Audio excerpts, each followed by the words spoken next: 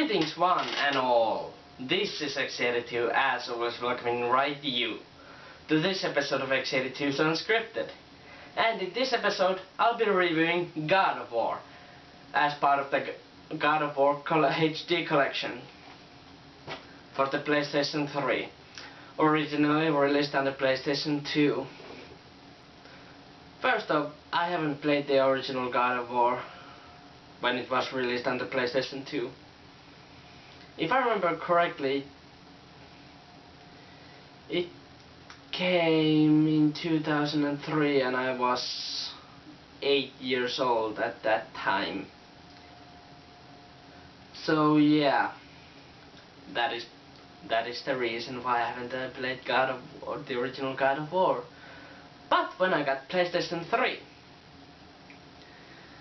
I was at GameStop looking at games, then I found out that collection. And I was like, might give it a shot. Maybe it is really that good as everyone says. Turns out, it was, but with some flaws. This much flaws. So, what kind of flaws do I have with the game? You have to watch the review to see it for yourself. So, let's begin. Now let's start with the story of the game. You play as Kratos, who is ordered by the gods of Mount Olympus to kill Ares, the god of war. And you have to find Pandora's box. Yes, this is a game based on Greek mythology, which means you have enemies like centaurs, harpies, medusas, minotaurs. Did I already say centaurs? Anyway, and while Kratos is on his journey to find Pandora's box and kill Ares, the other gods give him some magic abilities like the Poseidon's Rage, which is a thunder attack, which is really cool. And Zeus's Fury, an army of Hades, which commands souls of Hades. And the Zeus's Fury, which it's kind of like throwing lightning at enemies. And also the Gorgon's Head, which gives the ability to turn your enemies into stone. And also you get the Blade of Artemis, the other weapon of the game besides the Blades of Chaos, which was given originally by Hades to Kratos. And after you get the Pandora's box, Ares discovers it, the plan, and kills Kratos and takes the Pandora's box. And then he goes into the pit of Hades, which he escapes from there. And then Kratos opens the Pandora's box, turns into huge Kratos, kills Ares and becomes the new god of war. So yeah, that's pretty much for the story. And also what I have to say, it's about Kratos' backstory. When he was captain of a Spartan army and they were fighting a bunch of barbarians and he was losing, he offers his service to Ares, which gave him the Blades of Chaos, which are really cool. So he serviced Ares for a while, but after a mishap with Ares, i.e. killing his own wife and daughter by himself, I mean, now I'm talking about Kratos, not Ares. By the order of Ares, which then Kratos went like, alright, fuck this shit, I'm not serving you anymore, I'm serving with the other gods. Which he did for 10 years. Having serious nightmares about it and having his skin covered in his ashes of his wife and daughter, which are dead. So yeah, that's pretty much it. I don't know, it's a really good story. I mean, yeah, it's a good story. And the characters are really good. Kratos is awesome, Ares is awesome, the gods are awesome. So yeah, that's pretty much it. It's just really awesome. And now for the presentation. It's a mixed bag for me. I mean, the graphics are really decent, even though they look sharper and has a higher resolution to it. In my opinion, they should be better. And the cutscene graphics now, I'm not talking about the CGI cutscenes. They look awesome. I'm talking about the in-game cutscene graphics. They look outdated as hell. They should be more cleaner and sharper because it's a HD God of War.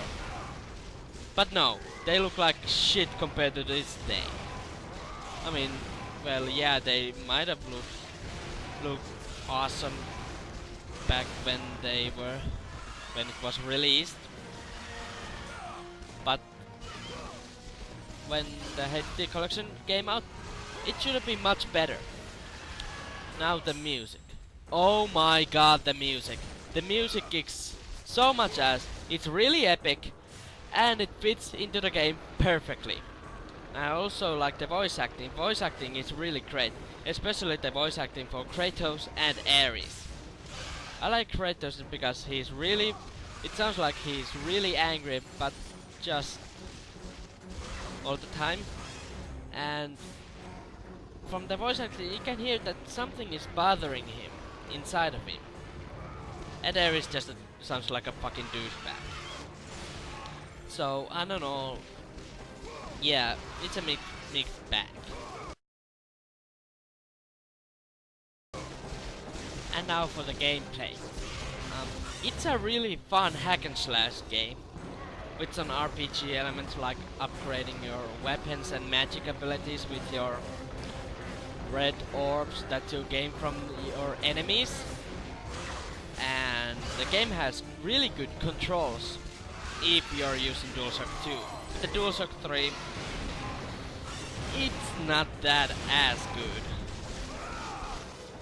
I mean, well, yeah, I haven't played the original game when it came out, but I can imagine that the controls were better with the DualShock 2. With the DualShock 3, they're a little worse because of the triggers. I mean, listen to this. Yeah, that's the sound of your finger slipping off from the dual's L2 and R2 buttons. So yeah, that is one problem with the opening doors and lifting gates and opening chests and using magic abilities. So yeah, that is annoying. The game uses quick time events and button mashing for the finishes. Now, I don't have that much of a problem with the quick time events, but the button mashers are just, well, I can say it's bad, but for me, they feel like you have to rapidly press the button too quickly, and I cannot do that quickly to push the button. Now, I'm gonna go into a rant in here. So cover up your headphones, or cover up and turn the volume down because it's gonna get nasty. Okay, I'm gonna count it. 3, 2, 1. Fuck the Cliffs of Madness! I mean, holy shit! I mean, yeah, the couple of parts in the game are good, but the one fucking thing just fucks it all up. I mean, you have to push that fucking block in a fucking spike room with a limited time limit before the fucking spikes come out of here and fucking kills you with one fucking hit, and you don't have that much fucking time, and it just pisses me off because it's It could have been fucking good, but it's not. It's shit. And deal with it. It's just... I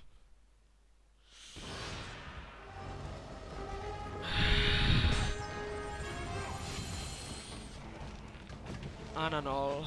Okay, rant is over. Rant is fucking over. Oh my god. I get a fucking headache when I think about that fucking part.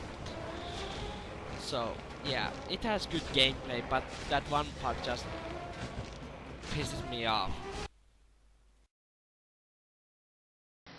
And now for the replayability.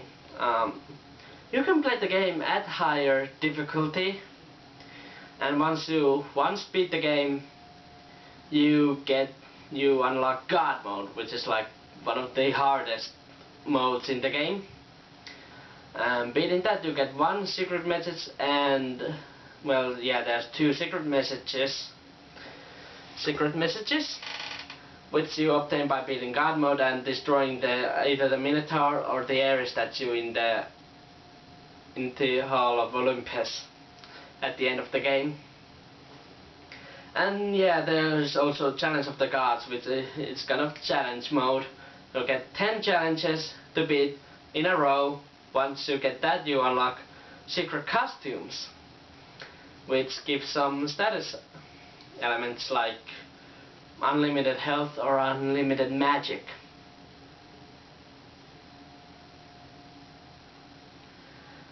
And yeah, and with the PlayStation 3 you have the trophy support, so if you're an achievement whore, well, just go for it. Have fun with it. For me, it's a nice amount of replayability, but the flaws with the game just makes me not wanting to play it again. And now for the final verdict. God of War for the PlayStation 3 gets 7 out of 10. It's a really good game, but it has some serious flaws with the game. I have some serious flaws with the game that just isn't as enjoyable as it could have been, like the Cliffs of Madness and the farming of the red orbs, which is annoying, which continues with the whole series of the games that I have played in the series. And of course the button mashing is annoying, but thankfully that is fixed in the next game, which is God of War 2, so it's not that annoying. So I hope you enjoyed this episode of X82's Unscripted, and as always, if you enjoyed it, you can like, favorite, or even subscribe. And if you have a request for my show, comment down below. And while you're doing that, check my description box, where you'll find links to my Facebook, Twitter and Twitch pages, which means you can like me on Facebook, follow me on Twitter, and follow me on Twitch. Now next time, I'll be doing something different. Hold on, I need to get this preparation started.